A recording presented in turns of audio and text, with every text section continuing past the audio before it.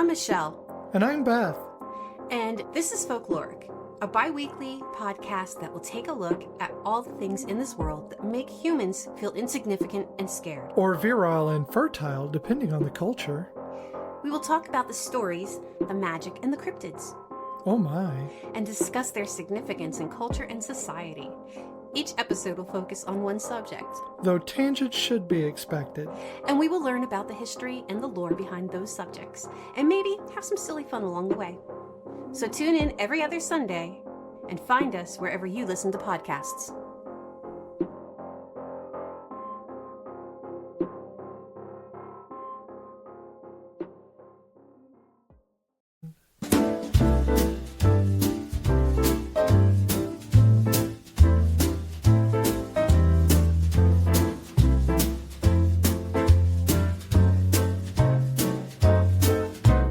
Hey friends, it's time again for that wonderful thing we do, Once More with Feelings. I'm Michelle. And I'm Beth, and we are a podcast which watches movies and talks about our feelings and other things as well. All the feels. This movie has it brought flashbacks of uncomfortable feelings, but we'll get to that. We did Pretty in Pink, 1986.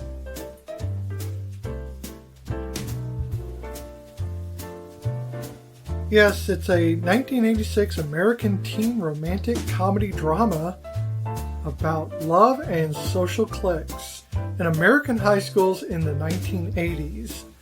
The film stars Molly Ringwald alongside Harry Dean Stanton, John Cryer and Annie Potts, James Spader, and Andrew McCarthy.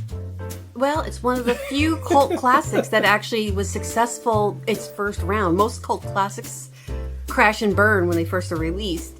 And it's the true fans that like, oh, I love it, and it becomes popular. But this one was popular from the get-go. Yeah, it's commonly identified as a Brat Pack film, although I take issue with that.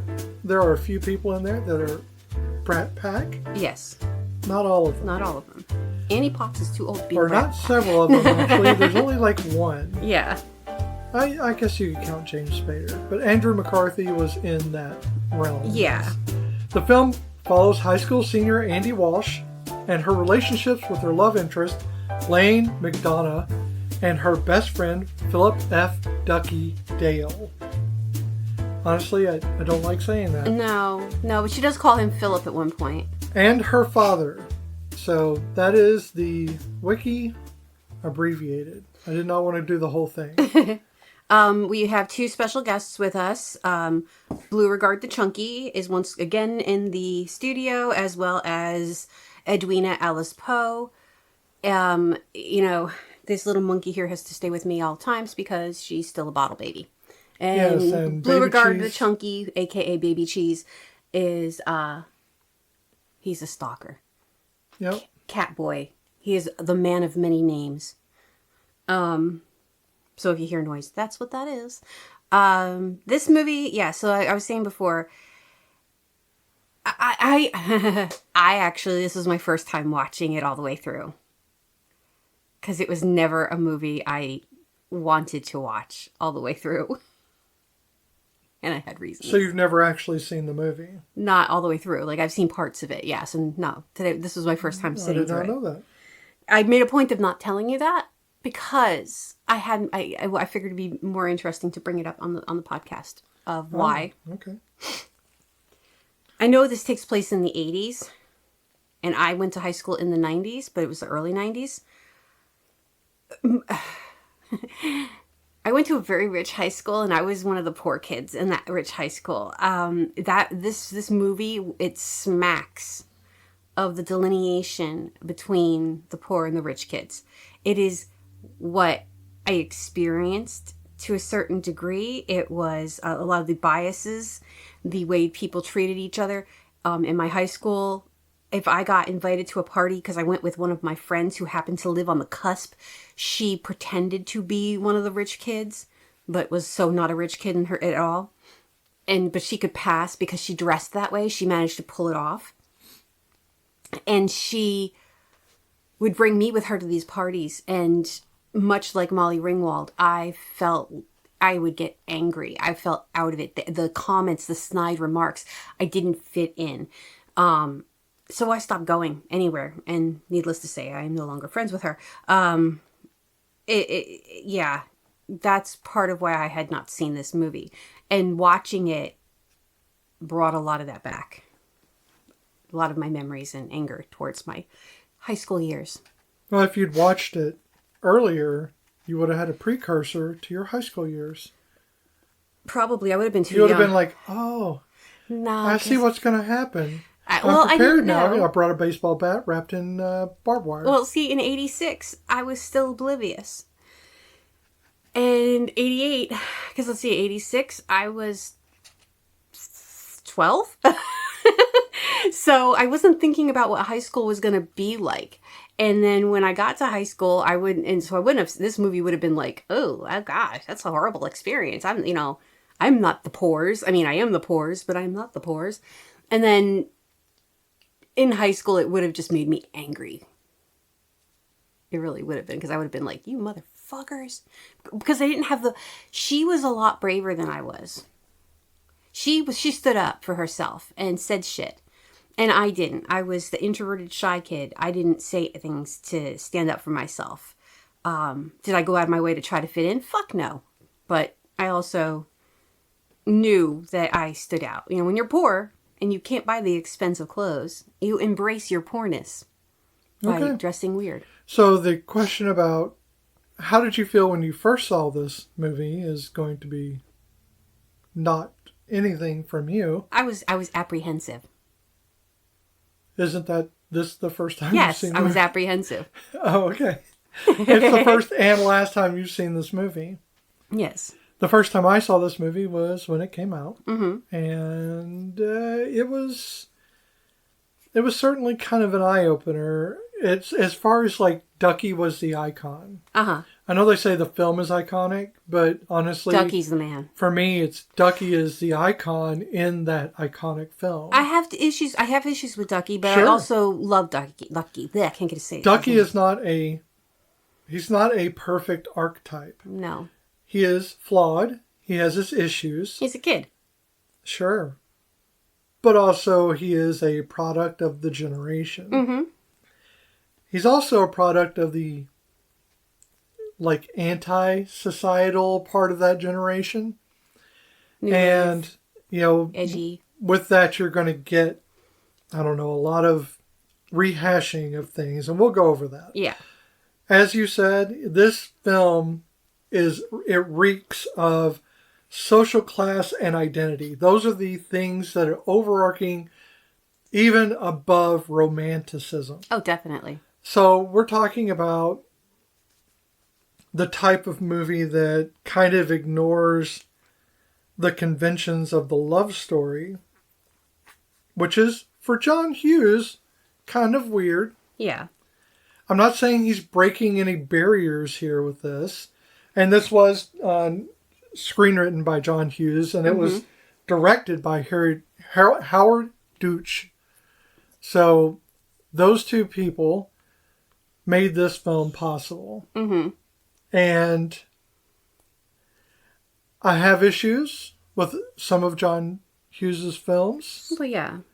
But only really in retrospect. Like, as an adult, like you don't see it then. Like, before Breakfast you don't Club, know. I did not see the issues with the Breakfast Club until as an adult looking back and seeing, oh my God. Oh no, I saw all of that. Those were like very drawn. But even then I was very young. And although I think some people missed some of the things. I missed a lot of the abuse on all the levels. Let's not talk about the Breakfast Club. No, but I'm just saying I missed all of the levels of abuse. We can talk about that later when we watch it and we talk about it on the show. Because that's basically what that movie is about. But that's my personal opinion. The screenplay was inspired, as you'd said before, by the Psychedelic Furs, Pretty in Pink. Yep. Go figure. Though they did change the song a bit for the movie, but it was the original version that it was inspired by. Right. And yes, Molly Ringwald hated that dress. And honestly, she said, so apparently it was a major bone of contention for her. I'm not sure how they convinced You're her. talking about the prom dress, not Yes. the mini dresses she wore. Oh yeah, no, the film. prom dress, the dress. So as my grandmother, who was a redhead of the same color as Molly Ringwald when she was younger, redheads shouldn't wear red or pink. But that was her own personal opinion, and I've always had that in the back of my head. That's a color. Those are two colors that just should not be on a redhead. Probably orange as well, but those were her two that she would always complain about. Yeah, that dress was not. It wasn't pretty. It wasn't flattering. I could see it maybe being prettier if it had more fit to it, but it was not a flattering dress for her. I wish they had done something prettier for her. Right. Can't say pretty in pink and then put her in a freaking pink potato sack. It was not a great dress. No. There were pieces that were probably okay. I like the lace. Yeah, were probably okay. Although I don't like the top. See, I liked the lace. No, I mean where it connects to the neck. It should have been underneath that. Yeah. But, yeah, that's fine. But I like I said, fitted though. That as a fitted with a bodice or something that was more fitted would have been more appropriate. That was a potato sack. And I get it. Yes, in that time in the 80s, the layering and the looser clothes that was a thing. But that was not. That is that straight, dress was those not. Those were straight lines down. Yeah, this isn't the 20s. And nothing like what she drew. No, nothing at all. And how did she get that from those two dresses? I know. Because they weren't even the same shades of pink. Well, I think that was supposed to be a layering. It's okay. Yeah. So anyway, we open in the movie. It is supposed to be in Chicago, Illinois. Where is it at? It's filmed in Los Angeles. Right. But it's supposed to be in a suburb outside of Chicago. Right. It opens with the street Zamboni paving the ice in the streets. I miss street sweepers. I still don't think they exist anymore. They do. They're automated now. They're run by robots. And, like those little ones you see in the food stores. And if you see them, they kill you. Or they wipe your mind. I'm not sure. Or the ones in the hospitals. I like the ones in the hospitals because they talk to you. I've only been killed by one of them, so I couldn't tell you all the types. I was dead at the time. So, Andy is the mother to her father. Mm-hmm. And this is... I did write that. Andy's the parent. Yeah. The trope. It's the trope of the poor girl is taking care of her parent. Yep. Usually one the father. Either one is dead or took off. Or abusive or something. He is not abusive. At least in this case, he's just, I guess, sad. Mm-hmm. Really depressed. But honestly, how is he making anything happen if he's... I know, because he made a comment about working part-time, and I'm thinking, then how do you keep anything in that house? But then again, it was 86. It was the 80s. A couple $100 could get you far, kid. Yeah, well, a couple $100,000 still can't get us anywhere. Yeah, but not now. But back then, you could fund the world with a couple $100. You could buy a car. A cup of coffee would feed a child. That's what they say. She's biting the fire out of my hand. So there's a rift. Obviously, we see it at the very first, the dynamics in the school. Mm-hmm. Honestly, I think they could have benefited more, not just from the school, but also seeing the dynamics between the adults. But they didn't really show that. And they really should have, because I think that is a social class is something we pass down. Yeah, I was going to say, they learned it from somewhere. It's a trauma we pass down to our children. Mm-hmm. The socialized classes of, the rich versus the poor, it's going to be passed down. You don't see any parents, you just see her parent. You see Annie Potts. Now, to me, Annie Potts, other than Ducky, is the reason to watch the film. Oh, yeah. Because Annie Potts is a chameleon throughout the entire thing. She's a punk one minute, she's a preppy the next. Yeah. She's got that 40s look going on for a minute. Yeah, you really don't know what she's going to do, but she cares about Andy. She's kind of the stand-in mother in a way, but really more like the big sister. And see, that was how I was in high school, depended on how I felt that day. One day I'd come in dressed like I walked out of the 40s, or another day I'd come in dressing like I was part of the trench coat mafia before the trench coat mafia existed. I used to wear a daisy tucked into my hair. I mean, it was a plastic daisy, but I wore it all the time.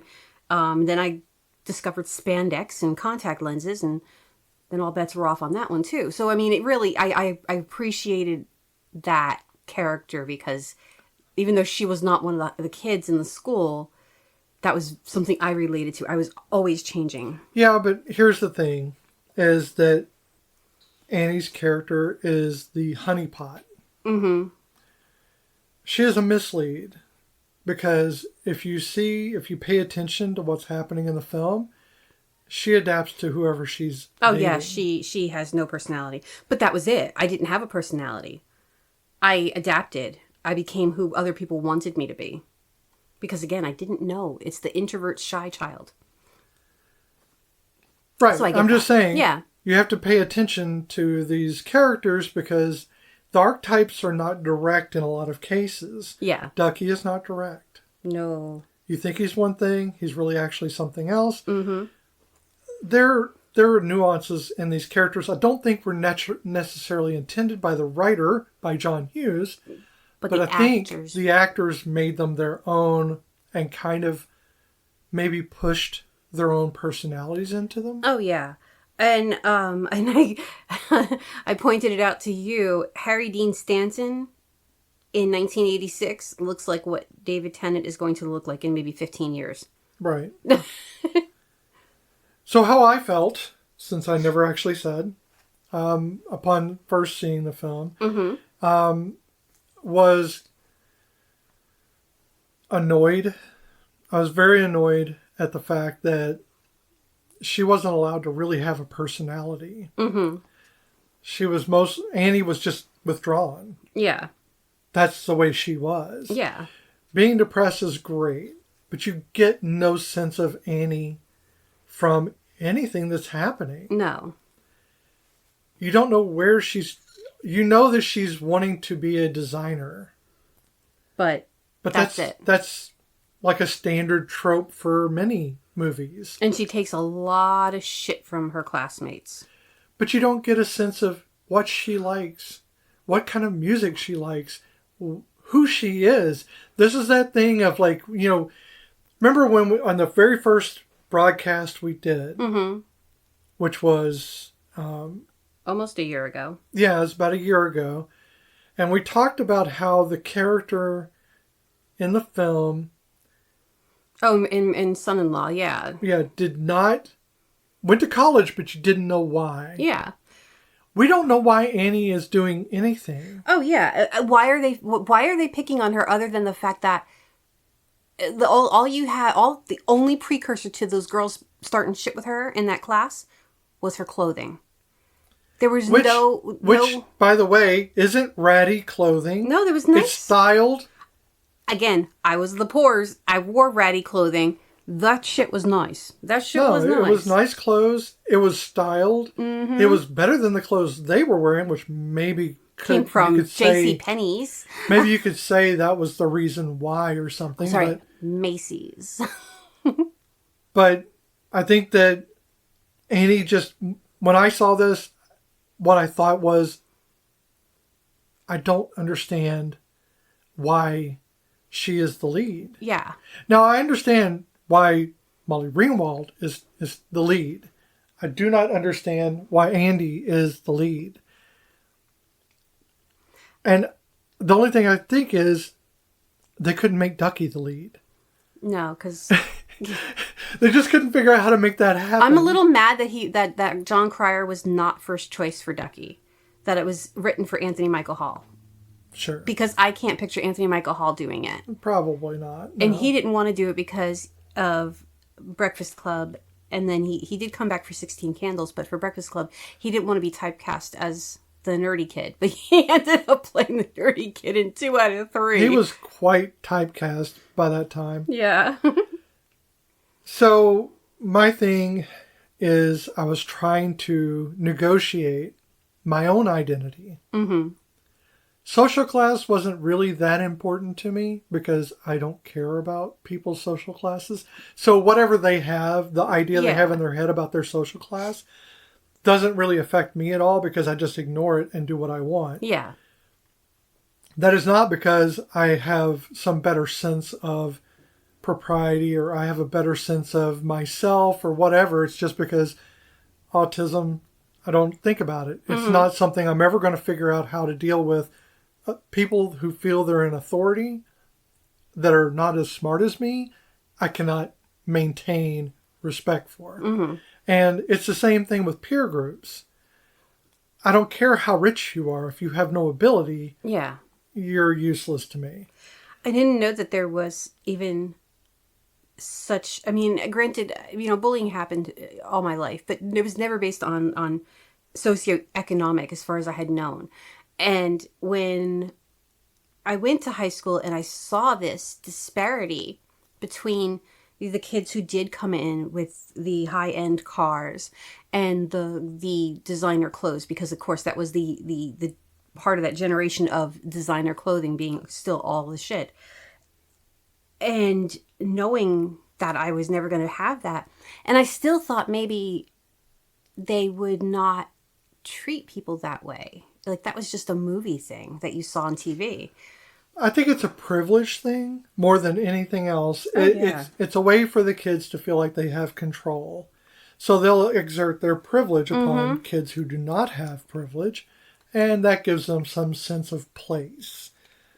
But if you're a kid that doesn't really follow those conventions or even understand them, it doesn't help you. I didn't understand them until years later. I look back on it. Oh, yeah. I'm like, oh, that's what was happening. I was just like, oh, my God, these people are just assholes. Just real assholes. I mean, that's generally what it is, though. Well, yeah, because in high school, you don't understand that the rest of the... So you have, you've got this cohort of your life, unless you move around a lot. You go to school with these kids, you start kindergarten with them, and you go through every grade level with them. And when you're in high school, you think you're adults, but you're not. But you're feeling like you are, because you go, I'm an adult, I'm a re-adult, throw that table. But you don't understand that when high school is over, this is not what the real world is like. So the shit and disgustingness of high school is that these are people who just don't understand, and they're the immature, the brain's lack of development at that point, and you can't explain it to them because they won't listen to you. That's why there's still people who do go out of high school and act like they are still in high school, because they just don't grasp that reality isn't like this. People aren't really like this. So I went through this movie thinking about one thing that really just kept coming back to me over and over.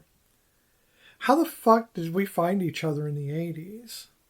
Like, how did your friends find you? How did you just run into people in the streets? I mean, you're at a record store, someone else shows up at the record store and goes, hey, how's it going? That's not their part of town. It makes no sense. Why is he here? Why is a Lizard King walking into a record store to say hi to Andrew? You know what I mean? Yeah. I mean, it's like Weekend at Bernie's, but there's no Bernie. They're there, and you're like, why? Why are both of them in this little record store that no one would have walked into that was dressed like them? Yeah. Oh, and that, well, I mean, yeah. I mean, it's David Spader's character, or sorry, not David Spader, James Spader. Wrong Spader. I do love David Spader, but not. You mean David Spade? David Spade. I knew what I meant. I've done that for years. There's a guy who spades, and there's the spade that the guy spades with. Okay. You have the spade and you have the spader. The spade in this. Well, we all and you know who's the spade and who's the spader in this situation. Well, That's the not spader. The Lizard King. So James Spader, Steph, he's just walking by and he sees Blaine. Stephanie, yes. Yes, he sees Blaine. And I mean these names. That's why I'm using Andrew, because I just can't use Blaine seriously. Blaine, could you pass the Grey Poupon? Yeah. Again, I love James Spader because he exudes. So they wanted him to play Blaine, and he's like, no, I'm the bad guy, and he is. And he's really kind of this really casual asshole. So I I love him, and I love him for two things that just make me just go, yes. And these are things he's done later in life. That show, what was it, Boston Legal, the one he did with William Shatner? Sure. Fucking loved him on that show. And he was a good guy of sorts. I think I've seen one episode. Oh, the weird relationship between him and William Shatner. Like, they are each other's true loves. They really are. Oh, it's such a good show. But regardless, him on The Office. Yeah, I said Lizard King. Yeah. Because he's so many flavors of fucked up, and I have to sit there and go, is this a character or is this actually James Spader? I can't tell the difference, and I love that. I don't think you're meant to know the difference. James Spader is like, personality-wise, when it comes to like that kooky off-the-wall weirdo shit, is like a young Christopher Walken. Like on that off-the-wall cuckoo batshit crazy. So this story is about friendship. Mm-hmm. It's got a lot of things that it's about. It's about class divide, and it's about friendship. Does it do the friendship well? No, it does not. Does it point out the hypocrisy of friendship? Yes, it does. Also, does it point out this movie, more than any other movie I have seen in the 80s, points out the Miami Vice of it all better than anyone I have ever. I mean, if they had had someone from Miami Vice come in and dress everyone, it would not have looked this Miami Vice. There was so much prep in there that many rolled up sleeves. I was distracted. Pegged pants. And I can't even say jeans because they were wearing Dockers. Yeah. Fucking pegged pants, polo shirts. I was completely distracted by the bad clothing. And not because I didn't live through it, but because I did live through it and still didn't see that much. So I didn't notice Ducky was the only male I saw wearing socks. I didn't really look at the other guys, but no socks and loafers. I mean, they were kind of aiming at everybody's waist. I'm just saying that would have been like the epitome of the Miami Vice-ness of it all. But I think that, that plus the hats. Oh my God, the hats. Hats everywhere. So many hats. I forgot about the hats. Sure, everyone wears ball caps now. Yeah, but we're talking about hats, not caps. No, we wore hats when I was in school. It was like really, really... Straight up. Like 6 on... Oh, yeah. Yeah, it's just a lot of hats, man. I don't understand the need. Now, I'm not saying they're bad. No. Actually, on Ducky, I think they work great with his hairstyle. Yeah, oh, yeah. Perfect. Andy? Mm-hmm. Liked him on Andy as well. I love her hair. I love her. I kept looking at her hair going, am I too old to pull that cut off? But the people in the background, I'm like... There's too many hats here. Too many hats. There's way too many hats. Where is the haberdashery in this place? That's where you need to work. And there was a huge... So, granted, again, big school that I went to, even our population of wackadoos that I belonged to, we were still not that big. I mean, there were a lot of us, but we were definitely outnumbered. That town could not have had a thrift store big enough to have clothed all those kids. Yeah, no. So I'm sure they had to make most of those things just look like it was. Yeah. There's probably like a handful of actual rich kids who just who like grungied up their shit just so they could fit in because they didn't want to be seen as the rich kids. Well, I know Annie Potts probably emptied out merry-go-round all by herself. Here's a flashback for you. Because, I mean, these are the early pre-Hot Topic days when Hot Topic actually sold mostly clothes. Right. So, yeah, we have the friendship, Ducky's friendship with Andy, which is based almost entirely on his need to have sex with her. Yeah, there's an unrequited love / stalker-ish. You say unrequited love, and I know that's what they imply. But he comes off as a stalker. But he's so hormoned up. I mean, he's an ADHD kid. He is. And undiagnosed and untreated. Oh my God. And there are a few times I was very much cringed from watching this. And I've seen this a few times, not recently, not even in the last 20 years. Yeah. But I saw this several times when I was younger, not a kid. I was older in 86. Mm-hmm. I was like a sophomore in high school. Yeah. And I've seen this in the 90s and didn't have this kind of cringe. And so I know either my view has changed or the film has, and guess what? It wasn't the film. No. So it's just really startling to see how Ducky treats people. Yeah. And how they treat him back. They keep forgiving him. Now, don't get me wrong. I love Ducky. I love the idea of Ducky more than I love the reality of Ducky. Yeah, I see that.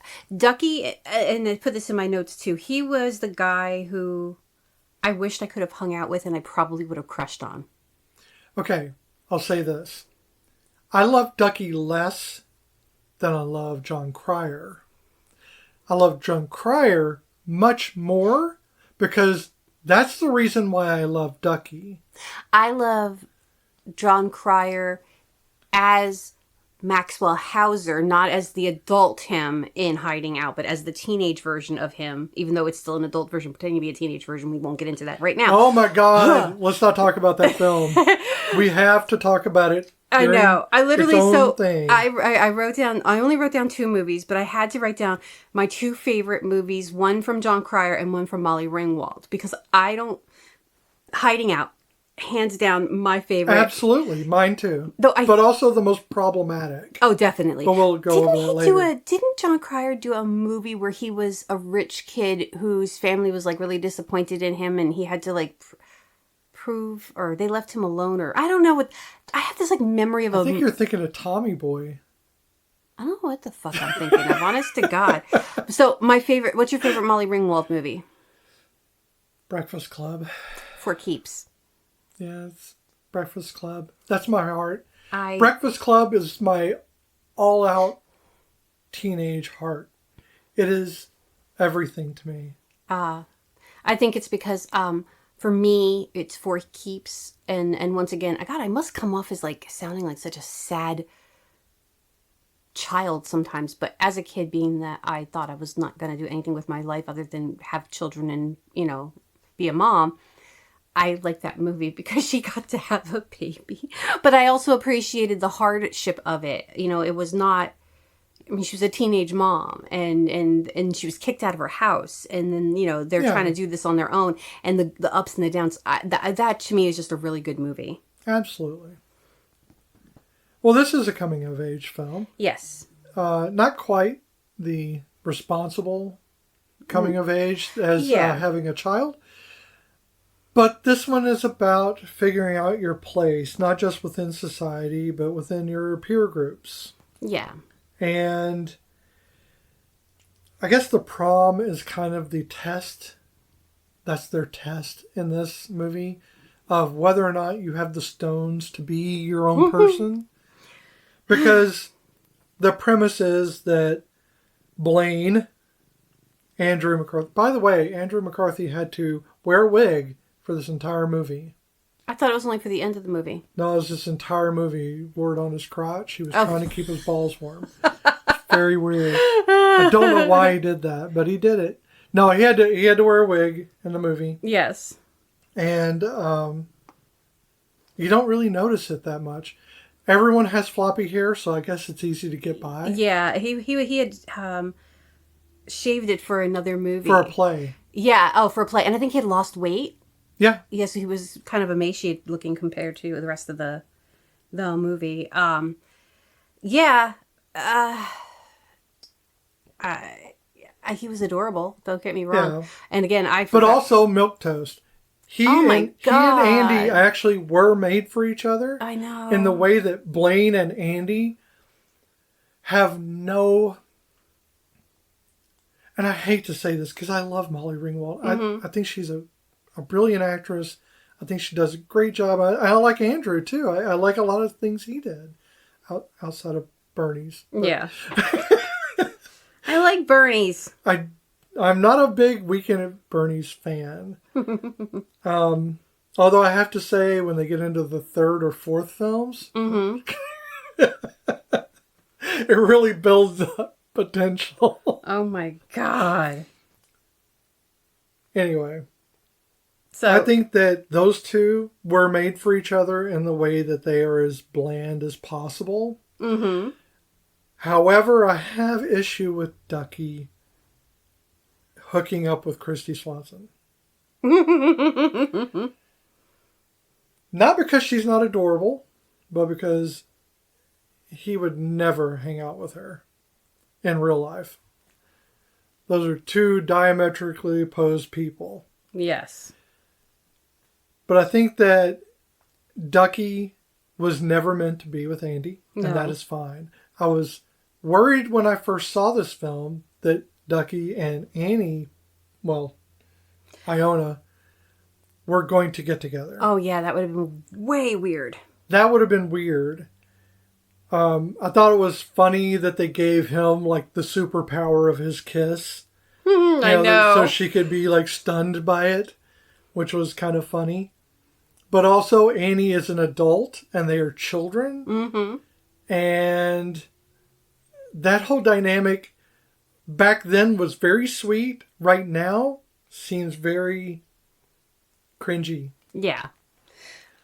Now they keep it pretty much on the up and up, but there are these parts like kissing and the dancing. It's a little bit too familiar, you know? And it's a little bit weird. Not saying there's anything wrong with what Annie is doing in her job as playing Iona, but it's just a product of the times. Oh, yeah. I don't think they were really thinking about that. No, and it's the same thing with when we eventually go rant about hiding out. They aren't thinking about the age differences. They're just thinking about. They should have, man. That's a big step. And they're just thinking about the story, but not the actual age differences of and the reality of how creepy it is. I think the differences in the power dynamics were not really noted back then. I think it was pretty much just man and woman because they were doing this really cis heterocentric storytelling, and that allows for a lot of latitude when you give the man all the privileges in the world and the girl is just there to be the thing that is one. And in this movie, Andy is the thing which is one. Mm-hmm. Through attrition, because Ducky says, okay, buddy, you can have her. Well, that's nice of you, my dude. Yeah. And Blaine is like, hey, I want her. Is that cool? And Ducky's like, yeah, it's cool because I just want to, I'm good. I'll just be friends. I can always put her on my mantle later. Mm-hmm. I don't understand the dynamics there. It was cute when I was younger and did not understand the nuances that needed to be there to really look at this film with adult eyes. However, the people that wrote this were adults. Yep. And I don't know if they were just delving too far into the mind of a teenager and weren't really seeing it for what it is. I'm not saying it's a bad film. I'm saying you need to be cognizant of these nuances. Oh, definitely. You're going to see... I sound like I'm tearing this film apart. No, and I no. am. I mean, I am too. And I sound like I'm preaching about the film. Let me make this very clear. I like this movie. However, there's always I have a lot however. of feelings about it. And again, I have a lot of... I don't have an offer-on answer for if I like this movie. I personally I didn't realize until we started watching it that I kind of had to shut off at a certain point because I was getting myself angry. But again, I have a lot of unresolved issues from the shit that happened to me in high school. So, you know, you'd think at the age of 50... Most of yours is a classist situation. Yeah, and you would think at the age of 51 I'd be over it, but I never really dealt with it. So, you know, movies like that kind of make me very edgy and angry because I want to just shake people until their heads will fall off their fucking shoulders. But that's me, and I'm angry, you know. But it's because I feel bad about the kid that I was, and I wish that there was somebody... I defend students I see getting bullied, and I'm a huge advocate for my students. I will fight for them tooth and nail, whether it's with, you know, against other students or against the admin or other teachers. I will defend them. So I want to be the teacher and the person, the adult in their life that I did not have. And so when I see movies like this, and then I start to get into my feels and think about the person that I used to be, I get very angry that there wasn't somebody like me helping me. And again, I'm no big prize, but even if somebody was just there to defend me once in a while, I would think, so I think it's part of why I get angry. Because again, unresolved issues of my past.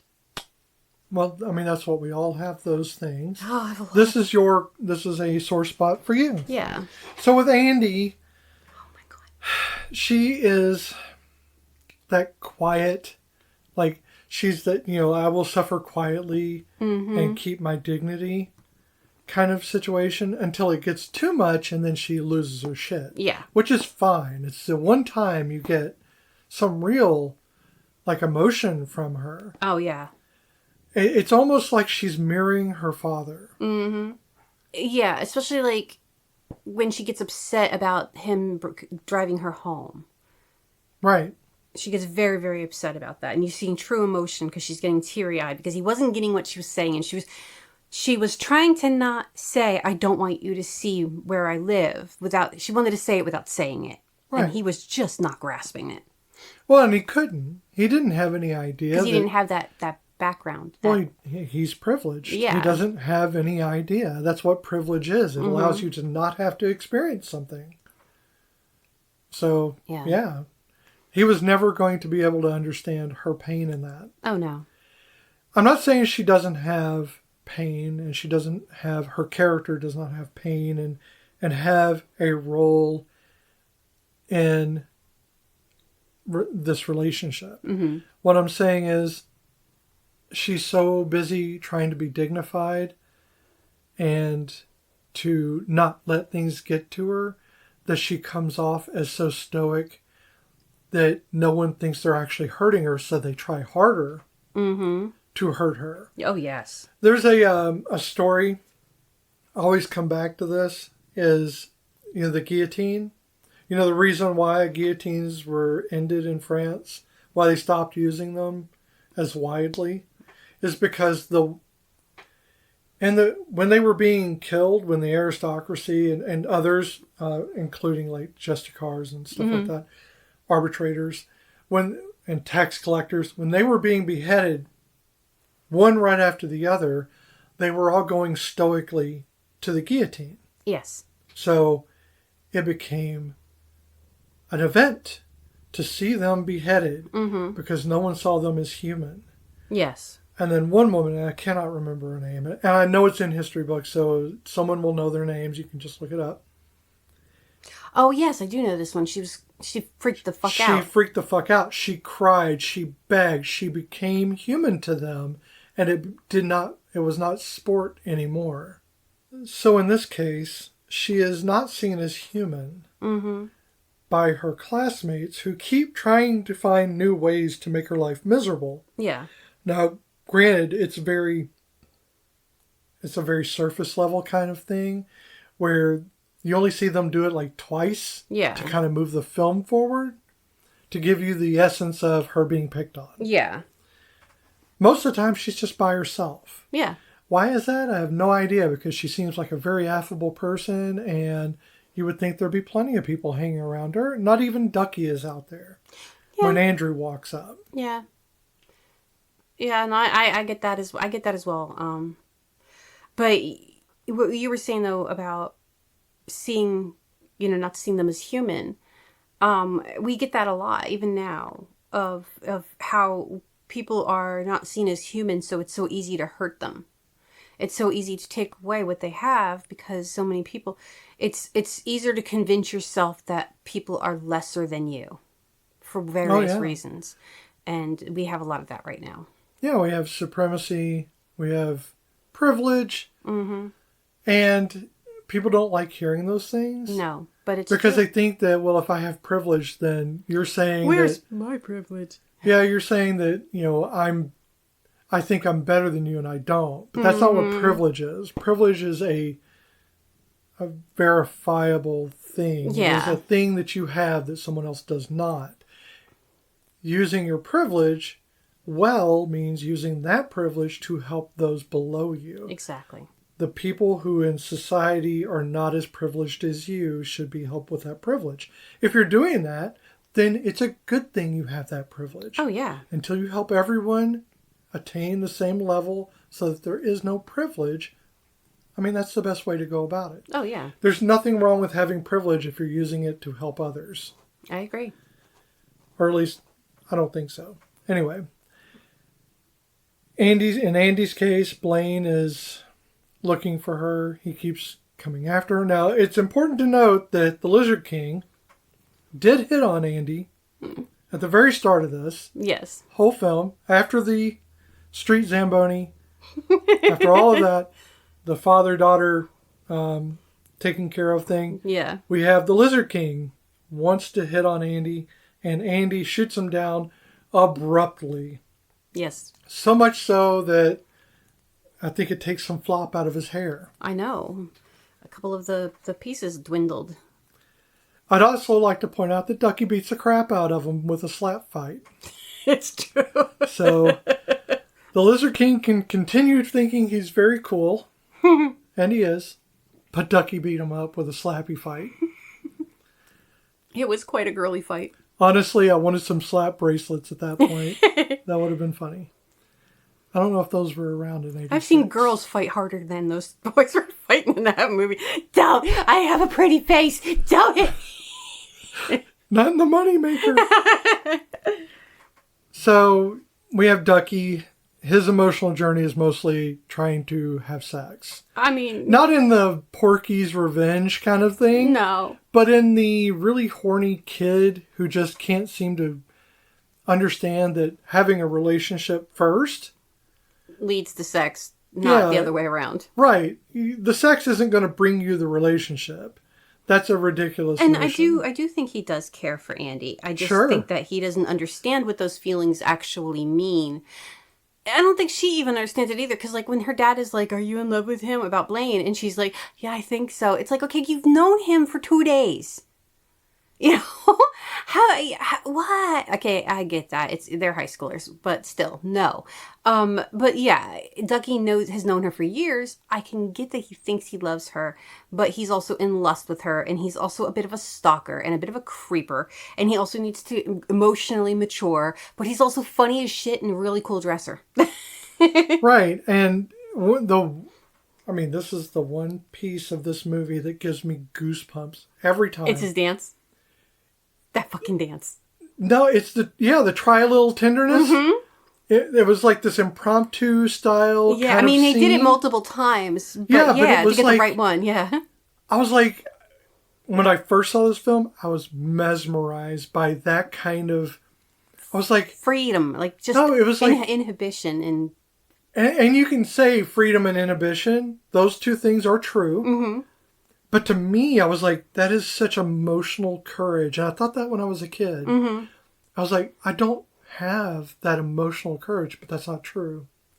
Years later, in a bar in California, completely unprompted and without any fucking segue whatsoever, and no one I knew in the bar except the bartender, I sang Love Me Tender, the entire thing, along with the Elvis moves. Nice.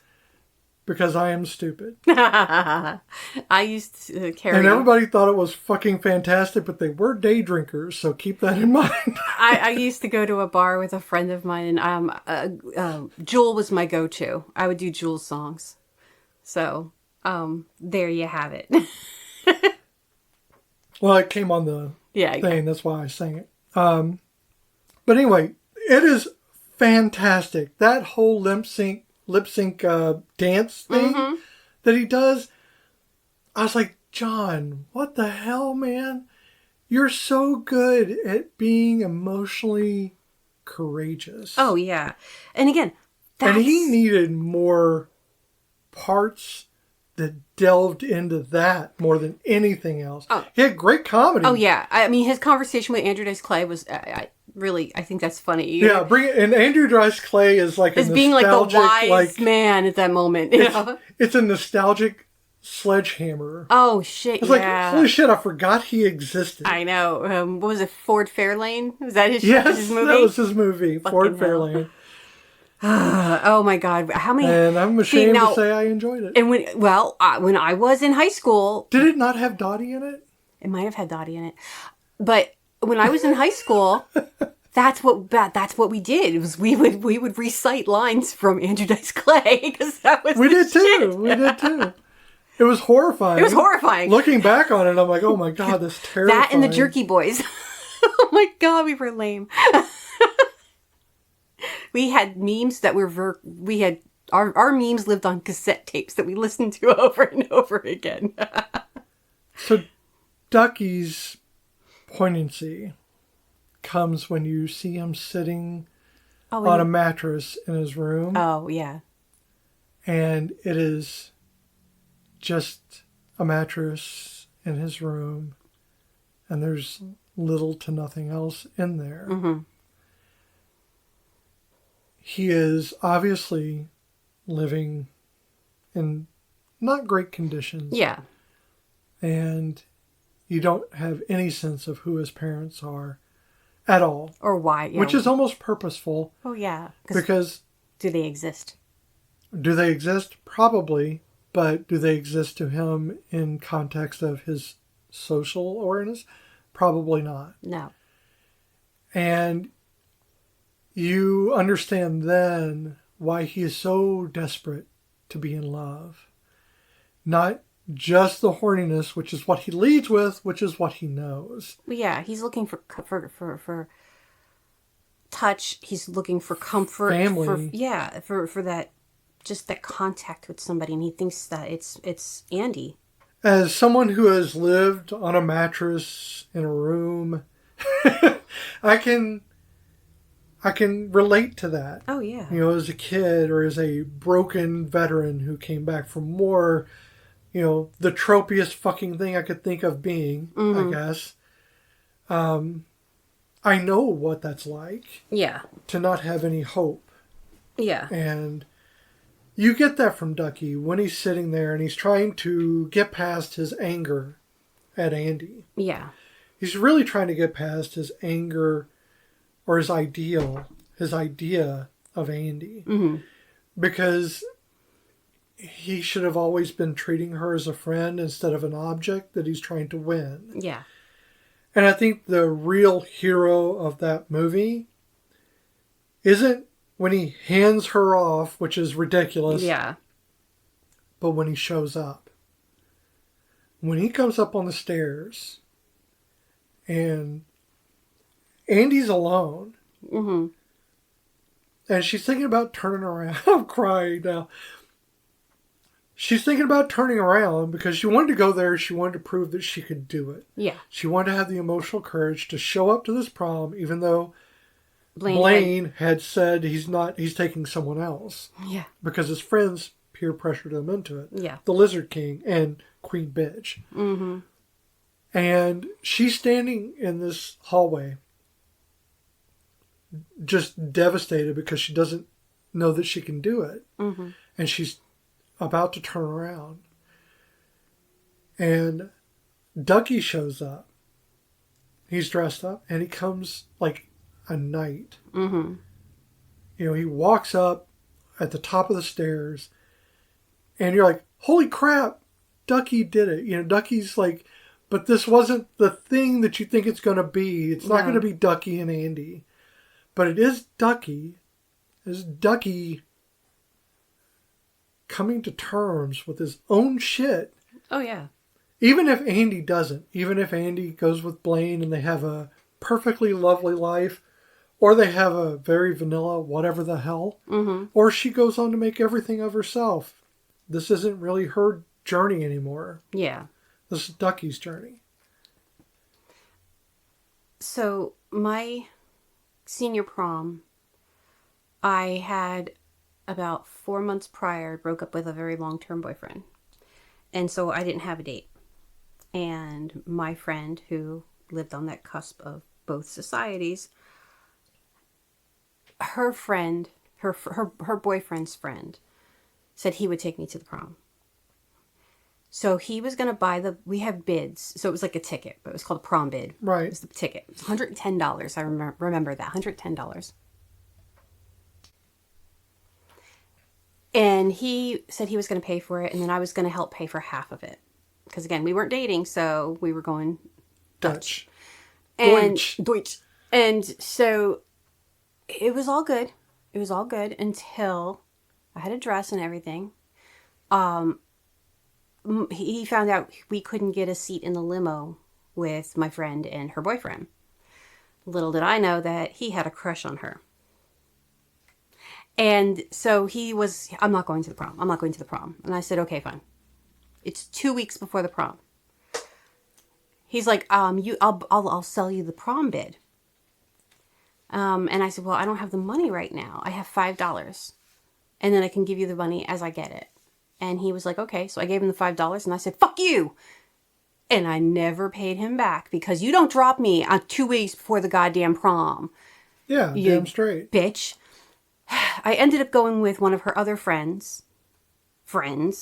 And he was really, really pretty. He made my prom pictures look really nice, but he was an asshole. I don't know what, just these fucking rich kids were just shits left and fucking right. But I didn't realize that proms in movies and TV shows are not like proms elsewhere. And I know that makes it sound like my prom was not like the ones in TVs and movies, but that's the opposite. My prom was exactly like what you see in TV and movies. The big, it's almost like the choreographed scenes. Well, no, not the choreographed scenes, but with like, now junior prom was at the intermediate school. They had a really cool cafeteria. It was really nice. But, at my senior prom, we were at a hotel, and I can't remember the hotel, but I want to say it was in Jersey City. Could be wrong. Ocean City, something like that. Don't remember. It was on the ocean. The hotel was on the ocean. It had beautiful archways in it. It was like a giant banquet hall with a dance floor. We had tables with a 3-course meal. We had, actually somebody found it and posted it on our Facebook alumni page. The mugs and the champagne glasses we got as our little, keepsake and it had like our wonderful night or whatever the fuck it was, our theme. And, but yeah, it wasn't until much later on in life where I was talking to a friend and they were talking about their kids going to prom and stuff. And they're like, oh yeah, we just drop them off at the high school and, they have prom there. And I'm like, they don't go to a hotel. They don't have a whole, she was like, what do you think this is? 90210? I'm like, yeah, but that was how my prom was. I thought everybody's prom was like they show on TV because again, I had a really big high school, and I guess that was the benefit of going to high school with the rich kids, was our prom was like a rich kid prom. It was just weird. Okay. Yeah, so needless to say, I went to my senior prom for $5 and a dream. We had a rural, it's a rural town. It's not, we didn't have anything big. It was a prom. It was a dance. People danced, they went home. Yeah. Or they went and partied or whatever. Yeah. I went home. I had to work. No, I went to a motel party, and then the next morning we went camping and canoeing up the Delaware Water Gap. It was like a long weekend, and we did that. Yeah, because, rich kids. So there's a lot of she should have chosen Ducky. Yeah. Like Andy should have chosen The Ducky. original ending did have him. Yeah. It's a bad idea. Yeah. Ducky needed to be himself. Mm-hmm. And he needed to do that away from Andy. Because his obsessive behavior was just a symptom of other things. Mm-hmm. It never would have worked out. She shouldn't have been with Blaine, though, either. Because, again, Blaine was the kid who stood me up 2 weeks before the prom. And Steph was the asshole I ended up going to the prom with. So, yeah, these kids are, the reality of those personalities, they do exist. And I don't think that she should have gone with Blaine. As somebody who is so willing to be influenced by their friends and to not... She's getting mad at me. She was asleep and then I moved my legs. Somebody who is so willing to turn their back on you. They think you like this person, and because your friends tell you, you're so influenced by your peers that you don't care about what you feel. That's not a person that you need to be with, because they're too fickle, and easily swayed. No. I get that. Yeah, so I just don't think she should have been with Blaine either. Something I noticed in the film that I had not noticed previous to this when I was a kid is that Andy and Blaine, during the first party that they go to at his friend's house, they're both sitting on the cuck chair. Oh, in the bedroom? Yes. No one else? Just me? I'm the only one that noticed that? That's funny. Because, that was exactly... I mean, there's no other reason to have that chair in there. No. I mean, it was a big chair, too, so it was for an audience. It's for an audience. It was for entertainment purposes only. It was road seating. Just something I noticed. I thought I'd bring that up. That's funny. But, yeah, so this is a prom movie that really isn't about prom. Nope. It is a love story. It's not really about love. No. It is a high school story that's not really about high school. Not really. None of these make it a bad movie. No. None of these make it a terrific movie. But what it does do is make it an iconic movie, because despite all of its flaws, I think that you really get a sense... You can resonate with somebody. Right. You get a sense of ownership. Yeah. With each of the characters. Even with Steph, the Lizard King, you get a sense of... Sorry, the Lizard King. Of who he is and what you see him as in the future, because you can always picture people. CEO of some cracked out freaking inside trading bullshit is what that is. In prison. That's where he will be. In prison. Rich, but in doing prison. Some spinning with Michael J. Fox and, But I think that you really you get to know the people that are playing the characters. You get to know the actors. After rehab and years of just coming to terms in therapy, he ends up a lawyer working in Boston, where he meets his true love, where it's just love. It's definitely just love. Okay, so it's going to be... It's not gay, though. Okay. Remember that show Boston Commons? That was a good show. No, I don't remember that one. It's a comedian. He's Southern. He was in Boston. That was about it. Oh, okay. Not much more than that. Anyway, it was funny. It was a funny little show. I just said that because Boston Legal. Yeah. But you get a sense of who everyone is, and you get that whole thing of that courage. Oh, yeah. Not just emotional courage, but sometimes it's just outside of that, the courage of one's own convictions. And Andy does have that courage. Like I said, I never was as brave as she is. No, she slams Blaine up against the thing. I thought she was going to really do some damage. Yeah, I mean, I'm impressed by her. Yeah, that's just... She almost knocked his wig off. His crotch wig. It's crotch wig. Keeps it warm. Ew. But, yeah, Andy does... I mean, I think there are a lot of times where she isn't... Because it is being so heavily played in the poignancy and the dignity of her character, you get little feedback on... Sorry, crotch wig. Talk Soup back in the day. Lucy Lawless did a sketch with Misha Collins, and they come out and he's modeling muffs. Muff warmers. There you go. And that reminded me of that, and I can't get that out of my head. Okay, I'm done. You just referenced Talk Soup, so that's sad. Because I'm old.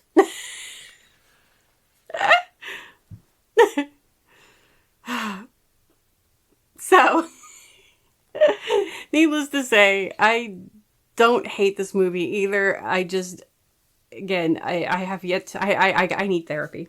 That was the other thing I was going to mention. Ducky, when they throw him in the girls' bathroom, That's another iconic Ducky scene. And It you is. have doors in here and a candy machine. I know. The candy machine's always funny. So the music is very much Oh, yeah. 80s. Yeah. We have the Smiths as Echo and the Bunnymen. Oh, yeah, it's new wave. Yeah, definitely. Yeah, New Order. We got Psychedelic Furs, obviously. Mm-hmm. Otis Redding, which is, Different, but, different, but for a reason. We have Orchestral Manoeuvres Oh, yes. in the Dark. Which was written for the movie as well. Yeah, and I love that. I love that song. Mm-hmm. I really do. It's always very like emotional when I hear it. Mm-hmm. You want to sing to it, but you also want to cry to it. Yeah, but here's we were talking. So we were out today, and a song came on the radio on our XFM Sirius XM. Oh my God, my brain is not working today. This is not a. No, it's not an advertisement, but it would be lovely if they did. This is not sponsored. Yeah, not a sponsor, but it would be nice. And the song Electric Blue by, holy shit, I've already forgotten the name of the band. The Ice something? Ice House. Ice House, okay. And I said, I know the song. Which sounds more like a beer company. It does. Yeah. But I know the song when I hear the song, and I know a lot of songs and a lot of song names and a lot of musicians. I really love music, but there's some of them that just I can't wrap my brain around. And that's one of them, where I know the song when I hear it, but if I see it written out or if somebody mentions it, I'm going to be like, I don't fucking know that song. That song for this movie, Overture Maneuvers, whatever it is, I would not know. I couldn't tell you. Even though you literally just said it 3 times, I could not tell you that was the name of the group who wrote that song. Yeah. Because I cannot bring my brain to... No, it would be impossible because, you keep thinking like... Kaja Gugu lives in my head rent-free. Other bands that from that era, and let's face it, Orchestral Manoeuvres in the Dark.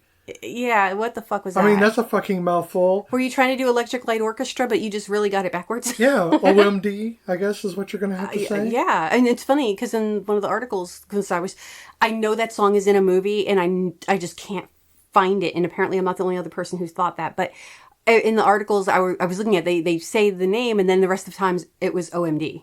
Because who wants to write out orchestral maneuvers in the dark? Which I think is just sex. Banana in the dark. No. That's always going to be a thing now. Always. So, how do you feel about this film right now? After the movie, the first time you've seen it all the way through. Frustrated. Still frustrated, but yeah, again, it didn't change. Need therapy. But I'm not a kid anymore, so for me, it's not something I'm going to want to relive. I'm not going to be like, oh yeah, let's watch Pretty in Pink. It's just not a thing I can see myself actively wanting to participate in. If it's on, I'll probably watch it as much as I watch anything. Yeah. But I won't go actively looking for it. So here's a fun thing. Mm-hmm. This is one of the few times I do not identify with the lead character who is female. I don't identify with Andy.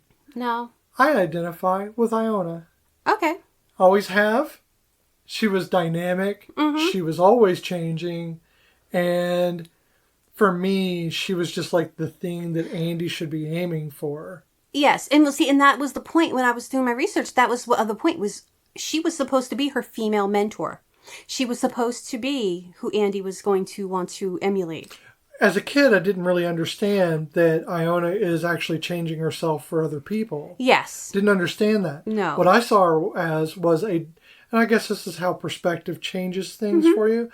I saw her as a dynamic person who was unafraid to be different from everyone else in the room, because she was always exactly different from everyone else.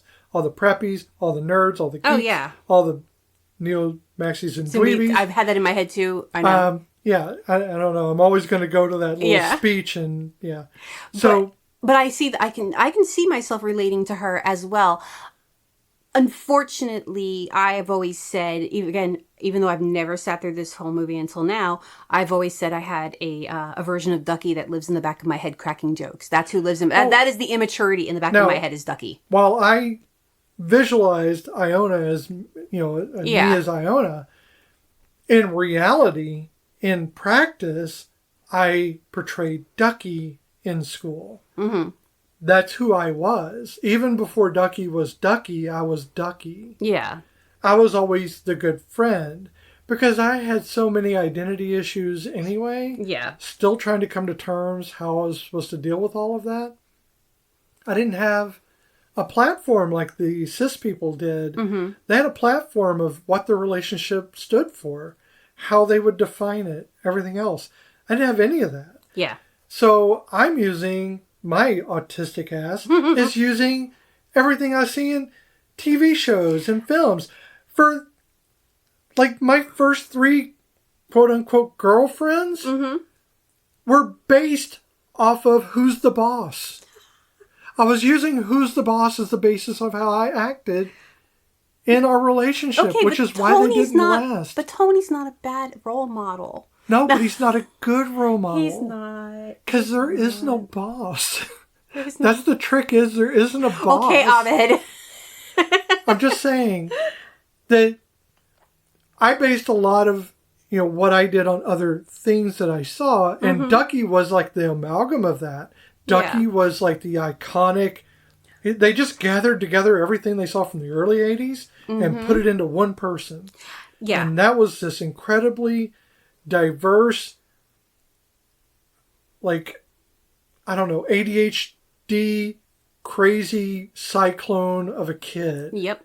And that's kind of who I was then. Mm-hmm. Because that was how I thought you were supposed to be. I was trying to put a platform where there was none in order to support any kind of relationship. Yeah. And because I couldn't define myself, I certainly couldn't define a relationship. So it always failed. Again, though, I totally see I think the reason why maybe other adults during that time saw what we are seeing now about Iona mimicking and just chameleoning herself to appease those around her. I have to wonder if it had to do with the time as well, because again, that's what I was doing. I was, again, it was my whims. And sometimes it was to fit in, but a lot of times it was just my whims of how I felt during that time and what I wanted to make myself look like. If I had a freaking mohawk, a green mohawk for a while. Again, shy kid and hiding in the corner. Yeah, I had a fucking big ass green mohawk. And peer groups can influence it. People that you hung out with. Not in that situation. I mean, the people I hung out with, they all wanted to be rich people. Yeah. So they all dressed like the rich kids. And here I am, this freak of nature that would walk around. And I didn't have friends that were freaks. Oh, I was with burnouts, but I always wanted to be a goth girl.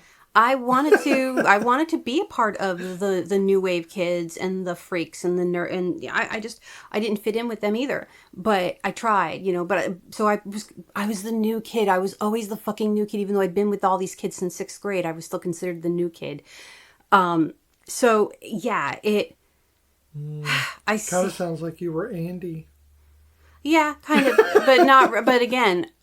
What I'm saying is that I wanted to be like Ducky. Sure. But I think I was more like Iona as well.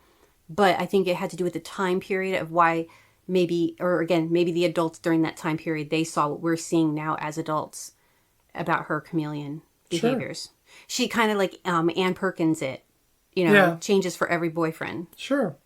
And I think we all do that to a point, but she's doing it and falling in love within the span of just a date. Yep.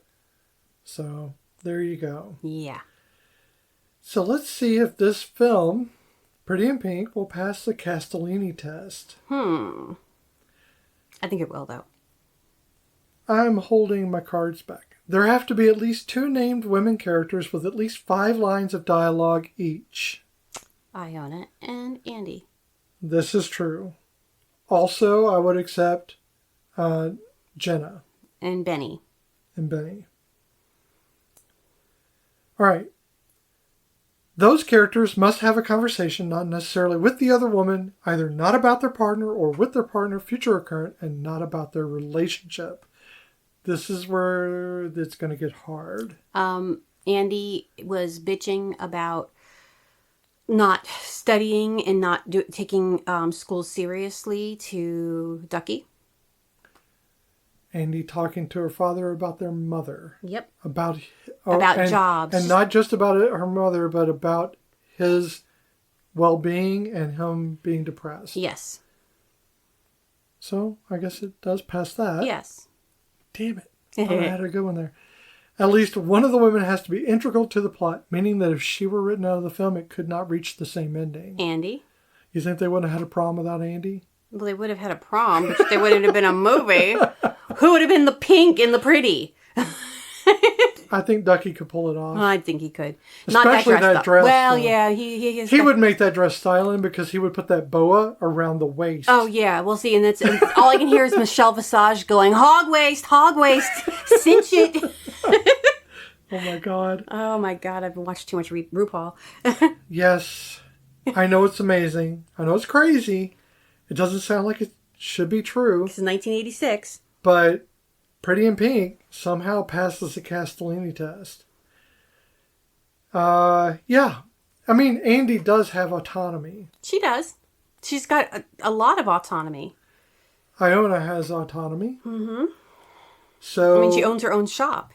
Yeah. Ducky has autonomy despite being, Well, all the kids do because they don't have a fucking adult who's actually adulting. There's not an adult to be found unless they're talking to Ducky. Yeah. Or the principal. Because the principal, when she gets in trouble. Yeah, that's it. That's the only one. And the two teachers that we saw in the whole movie. Did we see teachers? We saw the one in both classes where Benny talks shit at her. I don't remember any. Well, because the teachers look like they're the same age as them. I know, it's weird, right? Holy shit. Maybe they're undercover. Narcs! So it does pass the Castellini test, and I am a little sad about that. I kind of thought it would fail it. Not because I was hoping it would, but because, it is a John Hughes film. And a lot of times... I have a feeling that, that Breakfast Club will pass as well. Maybe. They don't talk about... I mean, they're not talking about relationships. Well, we're not going to go over that. No, I'm just saying. They're not... I'm just saying. I think it'll be fine. Okay, so... If you want to relive the 1980s in a cliched kind of way, you can watch Pretty in Pink on Peacock, YouTube, Google Play, Apple TV, Fandango, Amazon Prime. You can watch them either as a subscription or rent it for $3.99. I just want to point out that Pretty in Pink came out in 1986. Mm-hmm. Wine became bad in 1986 and was bad until 1989. Just something to think about. I'm not saying Ducky did it. I am saying John Hughes fucked up the wine. Oh, now I want to see... Bad grapes. No, I don't know. No, but now I have to wonder... I've told you about the movie Bottle Shock with Alan Rickman. And it's about the California wine... Industry. I have to look. It's in the 80s. I know, maybe it was the 70s. It might be the 70s. Never mind. So I'll take that over. Wine became bad. I mean, it just didn't come out of California very good. Well, it was bad. It didn't until something happened while they were... Yeah, that's what this... It's a good movie. But it was good. 1986 through 1989. Mm-hmm. Just could not get good wine. If you're an Alan Rickman fan. The Bottle Shock. It's a good movie. Is it my turn to do the thing? Or did you already do your thing? Yeah, it's your turn to do the thing now. I'm going to do the thing now. You do your thing. This has been Once More with Feelings with Beth and Michelle. You can find us wherever you listen to podcasts. Be sure to follow us on Instagram and Blue Sky at OMWFPod. Woohoo! Visit our page at oncemorewithfeelings.podbean.com. Or you can send us an email at omwfpod@gmail.com. Take a moment to subscribe and rate us on iTunes or wherever you listen to our podcast. The edible kicked in. I haven't even taken one yet. I'm high on life, baby. Woo-hoo. High on life. So our hints for next week's movie that I'm not even sure if Beth remembers what I picked out because this is the last you're the one minute. that picked this one. Okay, and both of us have not seen this movie, so this is actually going to not be a once more. It's just going to be a with feeling. Does it have the voice actor from Captain Caveman? Close. Really? No. Oh. So here's your first clue. This sleeper hit became the highest grossing independent film of 2019. And this movie stars an individual with an intellectual disability, a former Disney kid, and a Nepo baby. And that's your clues for next week. Jeez, I can give them better clues. If you email me at omwfpod@gmail.com and send me $5. Oh, you want them to send you $5? I thought you were going to give them $5. No, That's gonna why I told you send me last week that you didn't $5. have $5 to give. I will give you the answer. She doesn't know the answer. I will guess the answer for you. She's already forgotten the answer, even though we've already had the conversation. You picked this movie. I did not pick it. I have not seen this movie, nor do I care about this movie. In fact, I'm asking everyone to boycott this movie. No, I don't know. I have no idea. It's a comedy, I'll give you that much. Aw, I like a comedy. Yes. I don't want to cry anymore. This better not make me cry. It has a little bit of a bittersweet ending, but it's mostly No, just sweet. happy. Why put bitter and sweet? That's wrong. I don't know. I haven't seen the movie yet. No But one I needs do that know kind of of the bullshit. movie, and I'm excited about it because Okay. it has What's some that of my movie? it has some of my favorite people in it. What's that movie that had the gang? It's the gangster movie, but it's all children. Oh, Bugsy Malone. Bugsy Malone. Oh That's my God! a good movie. Was it Scott Baio and oh God! Damn it it! was It's Jamie. got Scott Baio. That fuck. Oh my God! What's her face? I know Scott Baio, the little fuck. I mean, I love Scott Baio. Before I knew Scott Baio was Scott Baio. Not. I keep wanting to say Jamie Lee Curtis. Not Jamie Lee Curtis. Oh my God. She was in everything in the 70s. Oh, that Blonde. doesn't name anything. Goldie Hawn? No, no, not Goldie Hawn, but blonde, and she did a lot of kid. She's a kid movie. She was in why can't I think of it? Never mind. I'm just gonna look it up. Okay. Keep them going. Da da da da da da. Bugsy Malone. Da da da da da. Na na na na na na da da da da na da da da da da dun dun. Well, this isn't going to help us at all. This is ridiculous. It gave you the gangster and not the actual movie? Yes. I thought of that as you were doing it. I'm like, shit, she should have actually put Bugsy Malone the movie. That's ridiculous. It is called Bugsy Malone, right? I don't think it is. Oh, what the fuck was the name of that movie? No, it is. It is? Okay. It just, there's several. It's, Apparently there are several. Jodie Foster. Jodie fucking Foster. I knew her name began with a J. No. Jodie goddamn Foster, not Jodie I knew her fucking name Foster. began with a J, but for some reason all I could get was Jamie Lee Curtis because of the Freakier Friday, whatever it is. Oh, man, it's got so many people Oh, in I this know. that I just didn't realize. I mean, when did this come out? Oh, it's like the 76. Yeah, I was going to say 70s. I was a kid and I thought this was I a was 2. fantastic film. I was 2, but I saw it when I was older. Maybe we should do this on a show. We should. And I mean, it is not going to have a whole lot of emotional depth, you know what but it'll have a whole lot of fun. And you know what? If we're going to stick with that flavor, Johnny Dangerously. Hell, no, Johnny Dangerously is a damn fine I know, movie. that's what I'm saying. And that flavor, though, of a gangster movie. I love that movie so much. The blue balls.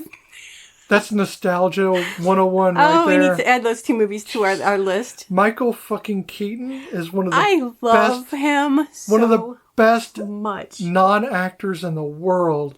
He can't act his way out of a paper bag. He just bees himself. But he bees himself so well that he could get a goddamn Oscar if he even tried. He is so good at being him that he is actually fooling people into thinking he's acting. I have a few. That's how good he is. Michael. That's how goddamn good he is. I mean, honestly. I'm trying to earn our explicit rating. Okay, motherfuckers, here's the thing. You can come at me. Hey, if you want to have an argument with me in email, come at me. Michael Keaton is the best Batman. Okay, I think that's... No one's going to argue that. That's ridiculous. Everyone knows. And Prince had the best Batman soundtrack. Okay. Again, no one's going to argue this with you because You're just saying things everybody thinks. No one's thinking anyone else is a better No Batman. one's thinking Val Kilmer was the better Batman. No one's thinking George Clooney is the better Batman. Val Kilmer was a better Batman than George Clooney. And I like George Clooney, but the fucking nipples? The nipples. It's the nipples. God damn, man, the nipples? And well, the thing about Michael Keaton, though, is I like how everything had to turn. He couldn't just turn his head. Everything had to turn. I know. Shoulders. He was beating bad guys with an impediment. He had literally one arm strapped behind his back, and it was a puppeteer. And him and like the second Batman with him and Michelle Pfeiffer, they had the chemistry. You're getting a lot of extras in this. Oh my program, God, y'all! I have ADD, and I am on a. I'm not going to. I did not take this out. Well, here's the thing: I don't sleep well at night, so for the most of the day, I am a zombie, and this is the point of the day where I wake up. So now I'm awake. Let me talk about this film. Okay. So, just want to point out Ducky. One of the things I found really cringy about Ducky is when he did the pregnancy offer. Oh yeah, when he walks up to the two girls and he's like, "I can get you pregnant by the weekend." By the end of the day or by the weekend or whatever. And they hit him. Yeah. Rightfully so. Yep. I was like, this is so. I do not remember Ducky being this crass. Perv. Because I think you don't want to remember that. You want to remember him being. I think so. I think that's just true. Cute and adorable. And again, that's all I knew about this movie was Ducky. It was the strangest, mix of preppy and geek and punk. I would honestly, if you had asked me about maybe, I don't know, a few years back before I had ever seen this movie, who she ends up with, I would not have known whether it was Andrew McCarthy or James Spader. I wouldn't have known the difference. Because I wouldn't have known. They're functionally the same person. They are, but I was looking at them going, they could play brothers. Here's what's funny, though, is actually I know someone in high school who actually sold us our first weed. Do you look like James Spader? Weed. He didn't look like James Spader. If he did, I would have tried to have sex with him. Because that was a hot man. Yeah. But he was rich. Mm-hmm. He treated his parents' house much like this. Like Steph, yeah. Like Steph did. And he had weed everywhere and treated it like it was a cigarette. Like he was doing during the scene with Blaine. And he's very casual about selling it. Very casual about how he did it. And we bought from him several times. I never bought, actually. My friend bought. I have never bought weed in my life. I've never bought my own drugs. No, they've always been given to me. Until edibles, I had, in my 50s, I'd never bought weed in my entire life. Yeah. Yet I always had it around because friends of mine never went without it. It's weird. Okay. Well. I'm glad we had this so that now I have the FBI on me. I've said worse. They've not come after me yet. Yeah. I think the FBI is a little different now. That's true. They're not cheering me on for eating cereal after not eating for 3 days. Good you taking care of yourself. I don't understand that. Oh, you don't remember the meme of the secret FBI agent who keeps track of your computer time? And they're like, you ate a bowl of cereal, go for it. That reminds me, the Blaine hacking the Oh my God, the computer. I have that note too. Okay, computers in the 80s did not run that fast. I had an 8088 and it was in 1994 and that thing didn't even run that fucking fast. And you were not going to program anything to do the graphics that he did at the spur of the moment. There's no fucking way that's happening. She barely got the freaking question mark entered in and there's a new picture up. It's like, no, there ain't no way.